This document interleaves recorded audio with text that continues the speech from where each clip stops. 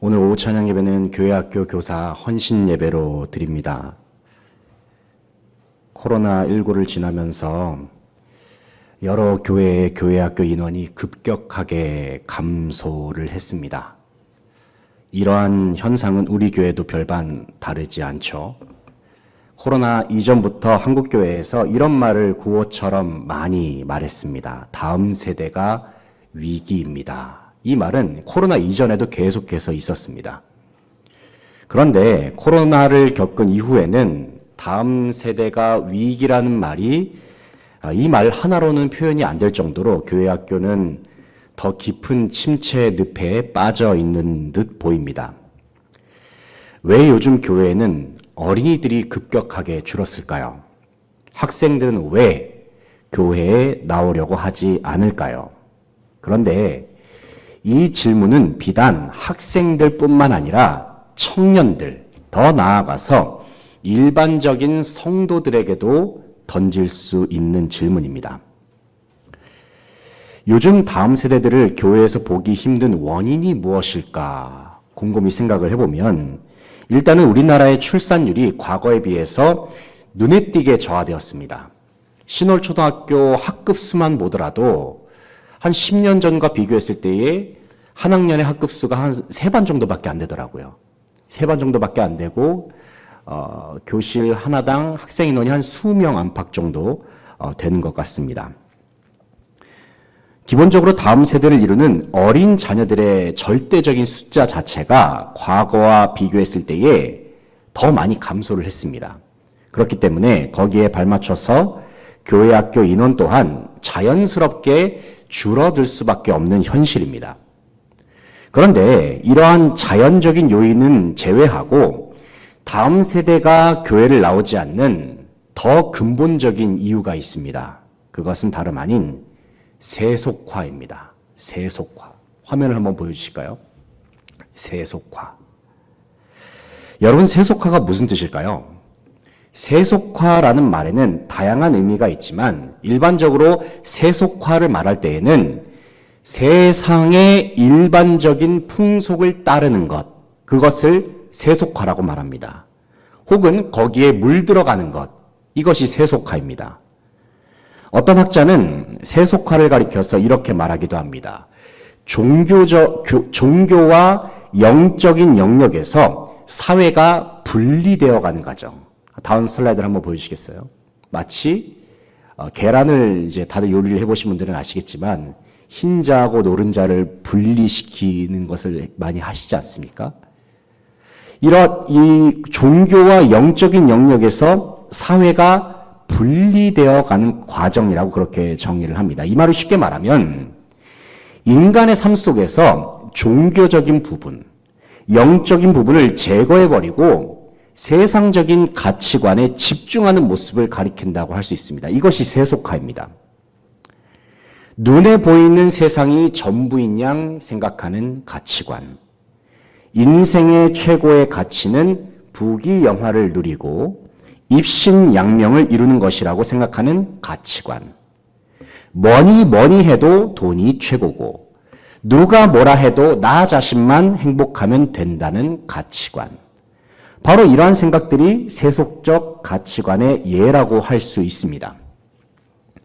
그런데 문제는 어떤 사람이 이러한 세속적 가치관에 사로잡혀 버리게 되면 그때부터 영적인 것들, 신앙적인 영역은 무가치한 것으로 전락해 버린다는 것입니다.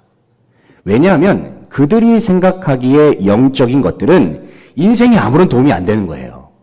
세속적인 삶에는 아무런 도움도 안 되고 유익도 안 된다고 생각하기 때문입니다.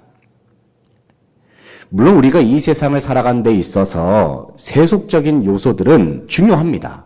먹고 살려면 당연히 돈이 있어야 합니다.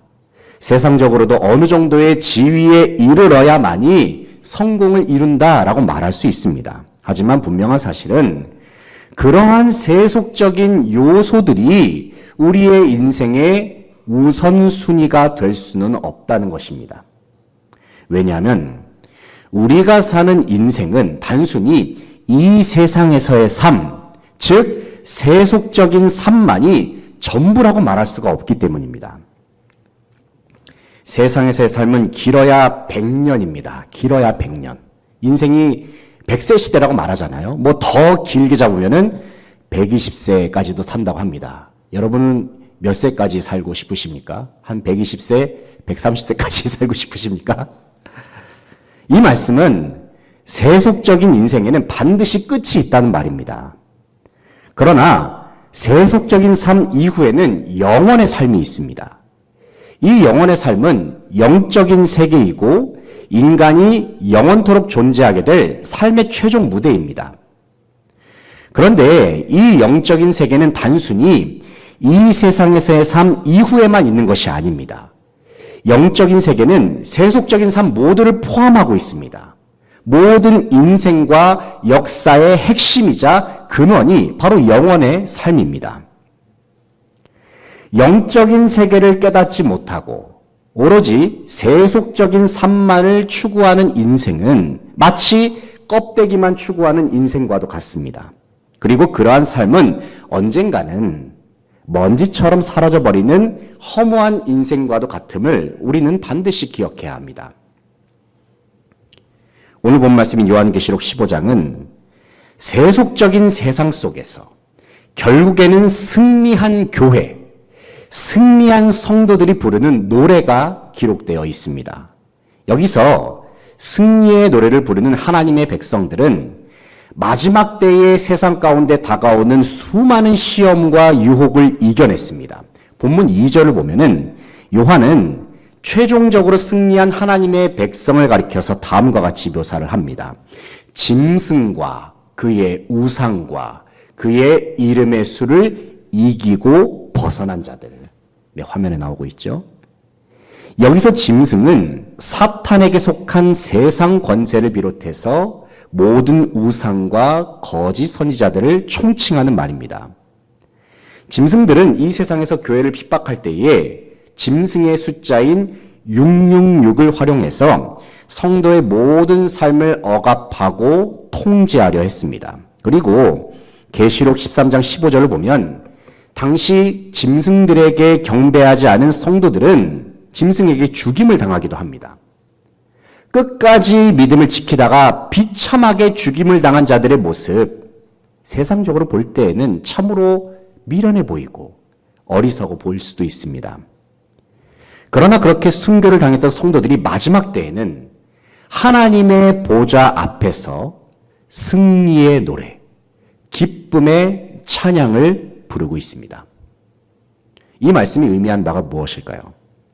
이 세상에서 믿음을 지키다가 순교하는 일이 세상적인 관점으로 볼 때에는 무가치한 일처럼 보일 수도 있지만 하나님의 눈으로 볼 때에는 그들이 진정한 승리자라는 것입니다. 사랑하는 성도 여러분, 하나님께서는 유혹과 시험이 가득한 이 세상, 세속적인 물결이 차오르는 이 세상 속에서 최후의 승리의 노래를 부를 수 있는 한 사람을 찾고 계십니다. 바로 그 한 사람이 저와 여러분이 되기를 바랍니다. 그리고 우리가 사랑과 정성으로 가르치는 다음 세대들, 특별히 교회학교 자녀들이 될 수 있기를 간절히 소망합니다. 이 시간 본문을 함께 살펴보는 가운데 하나님의 자녀들에게 주어지는 최후의 승리와 세상에 임하는 최종적인 심판을 함께 살펴보면서 우리의 다음 세대들과 저와 여러분이 기억해야 할 영적인 가치에 대해서 함께 생각해 보겠습니다. 첫째는 하나님은 교회에게 최후의 승리를 허락하십니다. 함께 읽어보겠습니다. 시작. 하나님은 교회에게 최후의 승리를 허락하십니다. 1절, 2절 말씀 같이 한번 읽어보겠습니다. 1절, 2절 시작. 또 하늘에 크고 이상한 다른 이적을 보매 7 천사가 7 재앙을 가졌으니 곧 마지막 재앙이라. 하나님의 진노가 이것으로 마치리로다. 또 내가 보니 불이 섞인 유리바다 같은 것이 있고 짐승과 그의 우상과 그의 이름의 수를 이기고 벗어난 자들이 유리 바닷가에 서서 하나님의 검고를 가지고. 아멘. 1절을 보면 사도 요한이 하늘에서 크고 이상한 다른 이적을 보았다 말씀하고 있습니다. 그리고 그 이적은 7 천사가 7 재앙을 가진 환상이었고 또 그 환상은 곧 하나님의 마지막 재앙이라고 밝히고 있습니다. 요한계시록에는 여러 종류의 재앙이 등장을 합니다. 한번 그림을 보여주시면 7인을 떼는 재앙이 먼저 등장을 하고 그 다음에 7 나팔의 재앙, 그리고 본문에서 기록되는 7 대접 재앙, 본문에서 이제 7 대접 재앙이 시작이 되거든요. 그림을 통해서 계시록에 언급된 7인, 7 나팔, 7 대접 재앙의 상관관계를 한번 살펴보시기 바랍니다. 오늘 본문에 등장하는 재앙은 7 대접 재앙이죠. 가장 오른편에 제일 위에 있습니다. 7 대접 재앙인데 이 7 대접 재앙이 7 나팔 재앙 중에서 몇 번째 나팔에 지금 소속되어 있습니까? 속해 있습니까? 예, 맞습니다. 7번째 나팔에 지금 포함되어 있죠. 그리고 7 나팔 재앙은 7인 재앙에 포함이 되어 있습니다. 적극적으로 참여를 해주시니까 아주 힘이 나네요, 제가. 네. 7 나팔 재앙은 어디에 지금 포함이 되어 있죠? 7인 재앙 중에서 7째 인에 포함되어서 진행되고 있음을 볼 수가 있습니다. 이것이 바로 요한계시록이 묘사를 하고 있는 7인, 7 나팔, 7 대접 재앙의 상관관계라고 할 수가 있겠습니다. 그런데 1절의 하반절을 다시 보시면 요한은 7 대접 재앙이 곧 마지막 재앙이다 이렇게 말하고 있습니다. 곧 마지막 재앙이라 하나님의 진노가 이것으로 마치리로다 말씀합니다. 표에도 마찬가지로 7 대접 재앙이 거의 마지막 부분에 위치해 있음을 알 수가 있죠. 그렇다면 왜 7 대접 재앙은 마지막이라는 성격을 가질까요? 왜냐하면 7 대접 재앙은 그동안 교회를 핍박했던 사탄의 모든 세력들을 하나님께서 최종적으로 심판하시는 재앙이기 때문입니다. 그런데 7 대접 재앙이 진행되는 중에 독특한 장면이 하나 묘사가 됩니다. 2절을 보시면 불이 섞인 유리바다가 등장을 하는데 그 앞에는 누가 있냐면 하나님의 검은 고를 가진 승리자들이 있습니다. 하나님의 검은 고를 가진 승리자들. 그런데 그 승리자들을 가리켜서 요한이 뭐라고 설명하냐면 짐승과 그의 우상과 그의 이름의 수를 이기고 벗어난 자들 이렇게 말하고 있거든요. 그러니까 본문에서 유리 바닷가에 서 있는 자들은 마지막 때에 짐승에게 경배한 것을 거부하고 인내와 믿음으로 신앙을 지키다가 죽임을 당한 순교자들을 의미한다고 볼 수 있습니다. 그런데 그들이 환상 중에 하나님의 보좌 앞에 있는 유리 바닷가에서 하나님을 찬양할 준비를 하고 있습니다. 그렇다면 여기서 유리 바다는 무엇을 상징할까요? 여기서 유리 바다는 크게 2가지를 상징합니다. 하나는 그 다음 슬라이드를 보여주시죠. 한번 화면을 보시겠습니까? 하나는 솔로몬 성전 마당에 있던 커다란 놋대야를 상징합니다. 이 놋대야의 다른 명칭이 바다입니다. 바다. 솔로몬 성전에는 바다가 있습니다. 놋대야가 있습니다. 성전의 마당에 있습니다. 이 놋대야는 제사장들이 손을 씻고 몸을 씻는 용도로 사용되는 기구입니다. 우리는 이러한 상징을 통해서 유리 바닷가가 있는 곳은 다름 아닌 하나님의 보좌가 있는 하늘의 성전에 위치해 있다는 것을 알 수가 있죠. 또 유리바다가 의미하는 또 한 가지는 바로 홍해입니다. 홍해. 홍해는 출애굽한 이스라엘이 하나님의 큰 구원을 경험한 장소입니다. 그리고 이어지는 3절을 보면 당시 유리바닷가에 모인 사람들이 모세의 노래를 부를 준비를 하고 있거든요. 3절을 보시면 우리는 이런 장면을 통해서 유리바다는 하나님의 구원을 의미하는구나라는 사실을 알 수가 있습니다. 그런데 여기서 주목할 부분은 바로 유리바다의 모습입니다. 2절의 상반절을 보시면 유리바다에 대해서 요한이 이렇게 소개를 하고 있습니다. 유리바다에는 불이 섞여 있다 말하고 있거든요. 불이 섞여 있다. 성경에서 불이 무엇을 상징합니까? 심판을 주로 상징하고 있습니다. 동시에 유리바다가 상징하는 홍해는 하나님의 구원을 상징하죠. 바로 이러한 유리바다의 속성을 생각했을 때 우리는 하나님의 백성들이 생각하는 유리바다와 세상에 속한 사람들에게 다가오는 유리바다의 의미가 다르다는 것을 알 수가 있습니다. 하나님의 백성에게 있어서는 유리바다가 어떤 바다일까요? 그곳은 하나님의 큰 구원과 은혜를 생각하면서 하나님을 찬양하는 장소가 바로 유리바다입니다. 반면에 세상에 속한 사람들이 바라보는 유리바다는 어떤 바다일까요? 그곳에는 하나님께서 내리시는 불로 말미암아서 심판과 진노를 경험하는 장소입니다. 본문에 등장하는 유리바다 앞에 서 있는 사람들은 세상에서 믿음을 지키다가 순교한 자들입니다. 세상적으로 볼 때에는 그들은 패배자처럼 보입니다. 정말 허무한 죽을 맞이했다고 생각할 수도 있습니다. 하지만 하나님께서는 우리에게 말씀하십니다. 이 세상에서 인내와 믿음으로 신앙을 지킨 그 사람들이 바로 진정한 승리자요, 최후의 승리자라고 말씀하십니다. 둘째로 하나님은 교회로 하여금 승리의 노래를 부르게 하십니다. 한번 읽어보겠습니다. 시작. 하나님은 교회로 하여금 승리의 노래를 부르게 하십니다. 3절 4절 말씀 같이 한번 읽어보겠습니다. 3절 4절 시작. 하나님의 종 모세의 노래 어린 양의 노래를 불러 이르되 주 하나님 곧 전능하신 이시여 하시는 일이 크고 놀라우시도다. 만국의 왕이시여 주의 길이 의롭고 참되시도다.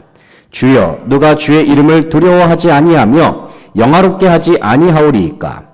오직 주만 거룩하시니이다. 주의 의로우신 일이 나타났음에 만국이 와서 주께 경배하리이다 하더라. 아멘. 3절을 보면 두 가지의 노래가 나오고 있습니다. 하나는 뭐죠? 첫 번째 나온 노래가 모세의 노래죠. 그리고 두 번째는 어린 양의 노래입니다. 모세의 노래와 어린 양의 노래가 두 가지가 나오고 있어요. 먼저 첫째로 모세의 노래를 한번 생각해 보겠습니다. 그 옛날 이스라엘이 애굽에서 나왔을 때에 그들은 애굽 군대의 출격을 당했습니다. 하지만 그들의 눈앞에는 홍해가 가로막고 있었거든요.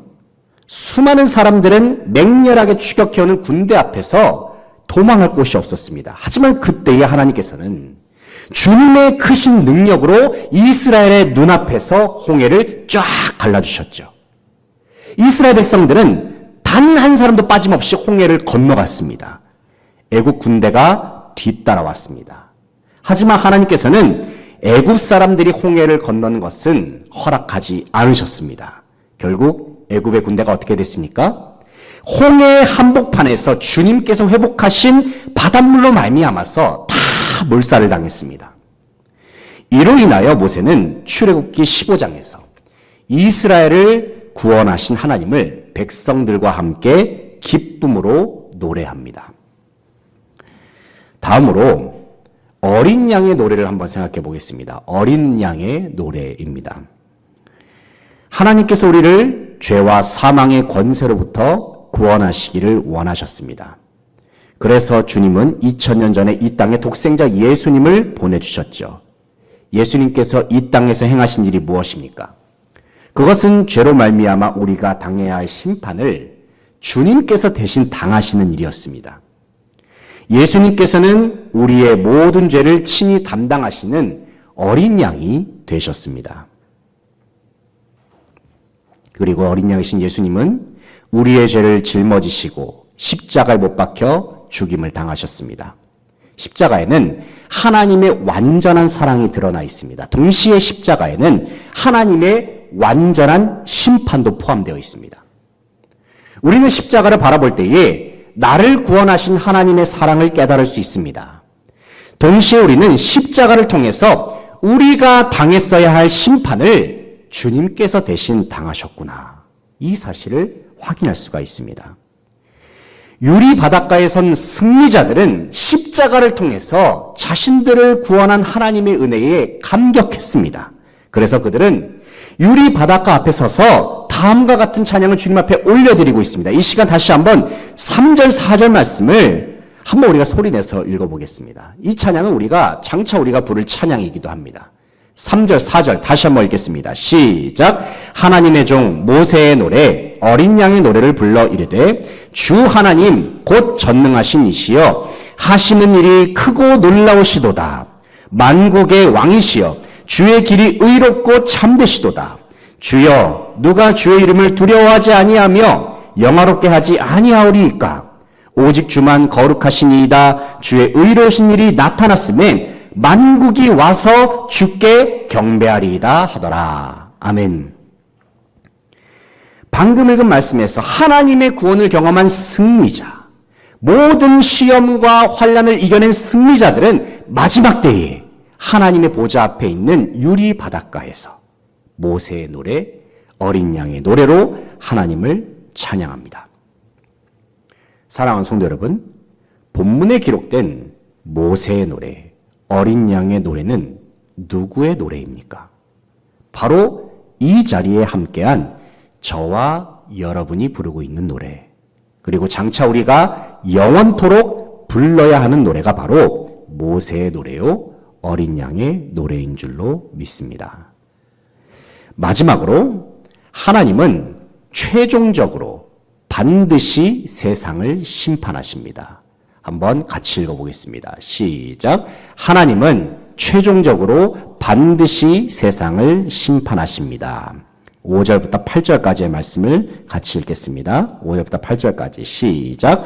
또 2일 후에 내가 보니 하늘의 증거 장막의 성전이 열리며 7 재앙을 가진 7 천사가 성전으로부터 나와 맑고 빛난 세마포 옷을 입고 가슴에 금띠를 띠고 네 생물 중에 하나가 영원토록 살아계신 하나님의 진노를 가득히 담은 금대접 7을 그 7 천사들에게 주니 하나님의 영광과 능력으로 말미암아 성전에 연기가 가득 차매 7 천사의 7 재앙이 마치기까지는 성전에 능히 들어갈 자가 없더라. 아멘. 5절의 하반절을 보시면 하늘의 증거 장막의 성전이 열리며 말씀합니다. 많이 들어본 표현 아닙니까? 신천지는 자기들이 가지고 있는 건물을 증거 장막 성전이라고 말하거든요. 근데 그들은 완전 성경의 의미를 잘못 알고 있는 거죠.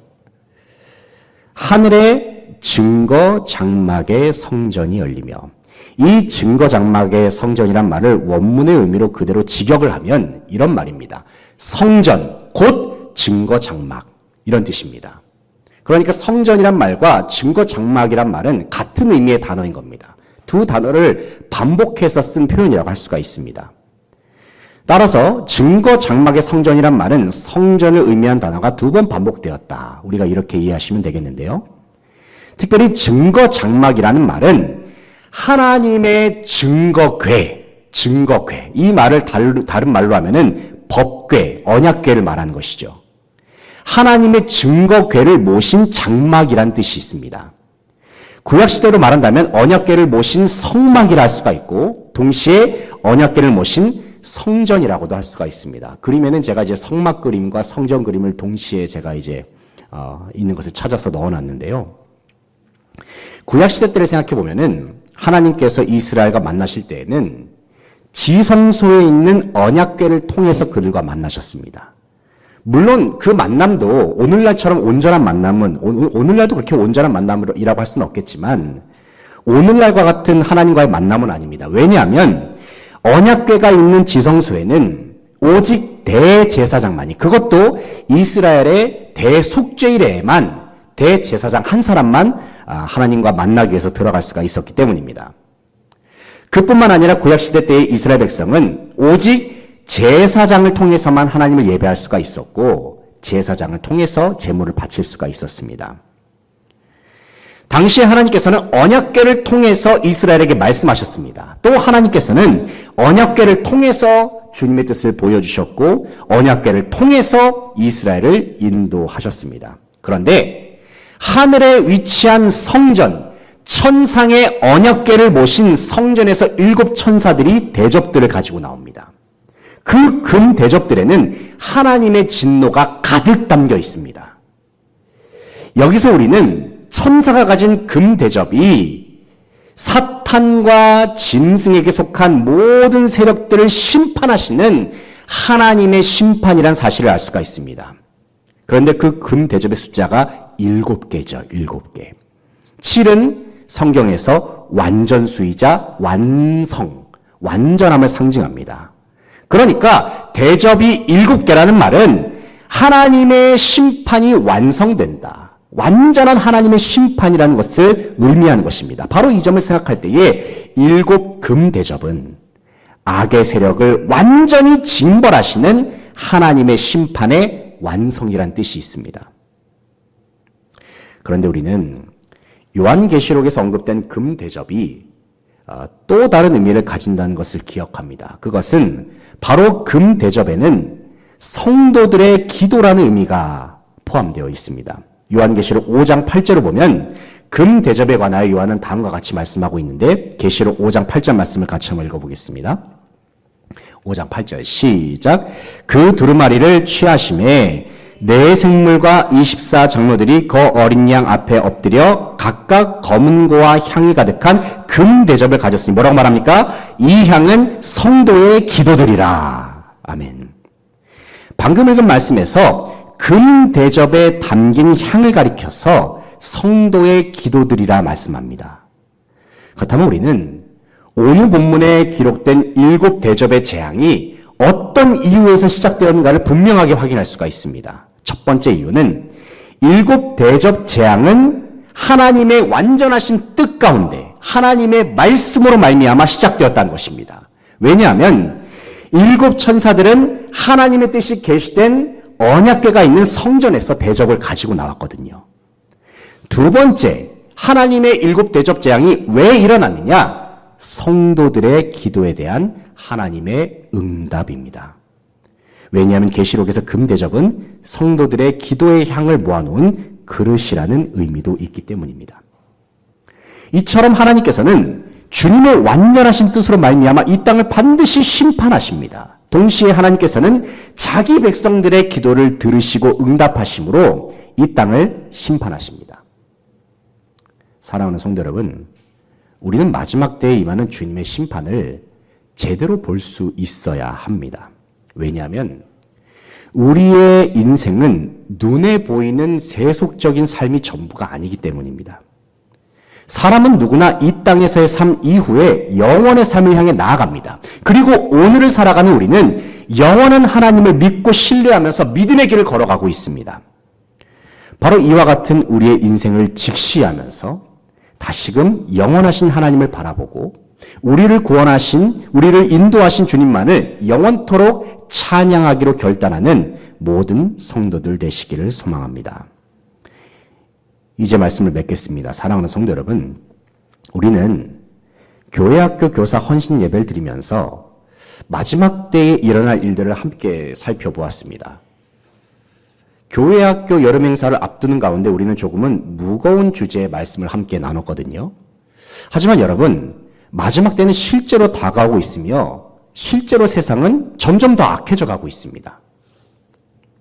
이러한 현실 속에서 세속적인 물결은 우리의 다음 세대들을 점점 잠식해 가고 있습니다. 그리고 이러한 물결은 저와 여러분에게도 동일하게 다가오고 있어요. 학교 교육을 생각해 보십시오. 학교 교육도 점점 세속화되고 있습니다. 우리의 문화도 세속화되고 있습니다. 그뿐만 아니라 교회 안에도 세속화의 물결이 점점 침투해 들어오고 있습니다. 이러한 세속화의 물결은 믿음의 영역, 영적인 영역을 하나의 부차적인 영역으로 자꾸 밀어버리고 있어요. 그저 있어도 되고 없어도 되는 그러한 영역이 바로 우리의 믿음의 영역, 영적인 영역이 되어버리고 말았습니다. 언제부턴가 예배는 시간이 있으면 드리고 시간이 없으면은 한 번은 빠져도 되겠지라는 예배의 시간으로 그렇게 변해버리고 말았어요. 그런데 문제는 이러한 분위기는 우리 아이들에게도 많은 영향을 끼치고 있다는 것입니다. 이 시간 여러분에게 한 가지 질문을 드려봅니다. 과연 우리의 다음 세대들은 오늘 본문에 나오는 유리 바닷가에 서서 하나님을 노래할 수 있을까요? 그리고 다음 세대를 가르치고 양육하는 저와 여러분도 마지막 때에 유리 바닷가에 서서 진정 하나님을 찬양할 수 있다고 자신할 수 있을까요? 유리 바닷가에 서서 찬양하는 자들은 모든 세상의 유혹과 시험을 이긴 자들입니다. 그들 중에는 마귀에게 순교까지 당하면서도 끝까지 인내로 믿음을 지킨 사람들도 있습니다. 우리의 다음 세대, 그리고 저와 여러분도 바로 유리 바닷가에 서 있는 승리자들처럼 끝까지 포기하지 않고 믿음을 지켜낼 수 있을까요? 여러분, 저는 이 세상에는 행복이 가득합니다. 소망이 가득합니다. 희망이 가득합니다. 이런 말씀을 드리고 싶지 않습니다. 왜냐하면 성경이 그렇게 말하고 있지 않거든요. 하지만 이렇게는 말씀을 드리고 싶습니다. 끝까지 믿음을 지킨 끝에는 진정 비교할 수 없는 기쁨, 비교할 수 없는 행복, 비교할 수 없는 즐거움이 저와 여러분을 기다릴 것입니다. 저는 자신 있게 말씀드릴 수 있습니다. 저는 이번 여름 수련회가 참으로 점점 악해져가는 이 세상 속에서 끝까지 믿음을 지키는 한 사람입니다. 그 한 사람이 탄생하는 성경학교가 되기를 소망합니다. 성경학교가 당연히 재미있는 프로그램, 재미있는 활동 당연히 많이 해야 합니다. 하지만 그보다 더 중요한 것이 무엇입니까? 한 영혼이 구원을 받는 거예요. 한 영혼이 구원을 받고 한 영혼이 제대로 된 믿음의 사람으로 성장하는 것이 더 중요할 것입니다. 그래서 저는 전사님들과 얘기를 나눈 가운데 이런 얘기를 했어요. 다양한 활동, 재미있는 활동 너무 중요합니다. 그런데 이번 성경학교만큼은 우리 아이들이 정말 뜨겁게 기도하는 시간, 주님과의 만남을 위해서 회개하고 부르짖는 그러한 뜨거운 만남의 시간이 있기를 소망합니다. 그렇게 말씀을 드렸습니다. 주님을 만나는 건 어떤 면에서는 우리 어린이들이 더 잘 만날 수 있거든요. 우리의 다음 세대들이 어쩌면 우리보다도 더 뜨겁게 기도할 수 있습니다. 저는 이것을 실제로 경험해 보았고, 실제로 인도도 해 보았고, 실제로 목격하기도 했습니다. 간절히 바라옵기는 이번 여름 행사 때에 모든 선생님들이 정말 우리 아이들의 구원을 위해서 아이들 한 사람 한 사람을 붙잡고 정말 뜨겁게 간절하게 기도해 주시기를 부탁드립니다. 그뿐만 아니라 다음 세대를 가르치는 선생님들도 이번 여름 행사를 통해서 주님과 뜨겁게 만나는 시간이 되기를 소망합니다. 아이들만 주님을 만날 겁니까? 아니잖아요. 사역자들도 선생님들도 다 주님을 만나야죠. 그 옛날 주님과의 뜨거웠던 만남, 눈물 흘리면서 기도했던 그 시간을 기억하면서 다시 한번 주님과의 만남을 사모하는 선생님들 되시기를 소망합니다. 비록 얼마 안 되는 시간 동안 진행하는 성경학교일 수 있습니다. 하지만 이 짧은 시간은 우리 아이들의 인생을 바꿀 수가 있어요. 그리고 선생님들의 영적인 삶에도 큰 전환점을 가져올 수 있습니다. 저는 이번 성경학교가 장차 우리가 마지막 때에 하나님의 보좌 앞에 있는 유리 바닷가에 서서 유리 바닷가에 다 서게 된다고 말씀하고 있잖아요. 유리 바닷가에 서서 승리의 노래를 부르는 하나의 예행 연습과 같은 시간이 되기를 소망합니다. 정말 우리가 장차 하나님 앞에서 기쁨의 노래, 승리의 노래를 부를 텐데 장차 부를 노래를 앞당겨서 우리가 이 예배하는 이 시간에, 이 여름 행사 시간에 우리가 함께 주님 앞에서 마치 예행 연습하듯이, 우리가 아까도 특송을 부르기 전에 한번 연습하면서 특송을 했잖아요. 마치 그와 같은 찬양으로 하나님 앞에 나아갈 수 있었으면 좋겠습니다. 주님과의 인격적인 만남을 통해서 다시 한번 우리의 믿음을 결단하시기 바랍니다. 혼란스럽고 어지러운 이 세대 속에서 우리는 정말 정신을 차리고 신앙을 지켜내기 위해서 정말로 우리가 하나님 앞에 굳센 믿음으로 결단해야 합니다. 그래서 장차 우리가 다시 만나요. 우리 모두가 다 그 바닷가에서 만나게 될 거 아닙니까? 성경에 기록된 하나님의 보좌 앞에 있는 하나님을 찬양하는 그 장소에서 우리가 다 만나게 되잖아요. 그렇지 않습니까? 예, 우리 다 만나게 될 겁니다. 다 그곳에서 우리가 다 하나님 앞에 서서 최후의 승리의 노래를 다 함께 부르는 저와 여러분, 특별히 우리의 다음 세대들도 거기서 다 만나야 되는데, 그냥 유리바닷가를 구경하는 자들이 되어서는 안 되는데, 거기에 함께 서서 함께 하나님을 찬양해야 하지 않겠습니까? 그래서 우리가 장차 최후의 승리를 함께 부를 수 있는 우리의 다음 세대들, 그리고 모든 성도들 다 되시기를 간절히 바라고 소망합니다. 기도하겠습니다. 하나님 아버지 감사합니다. 오늘 말씀을 통해서 우리가 장차 하나님께서 최후의 심판을 통해서 이 세상 가운데 하나님께서 주님을 진정 기쁨으로 찬양하는 승리자 한 사람, 유리바닷가에 서서 하나님을 기쁨으로 노래할 승리자 한 사람을 주님께서 찾고 계신다는 사실을 우리가 기억합니다. 하나님 아버지, 여름 행사를 앞두고 교회 학교 교사 선생님들이 함께 모여서 헌신 예배를 주님 앞에 올려드립니다.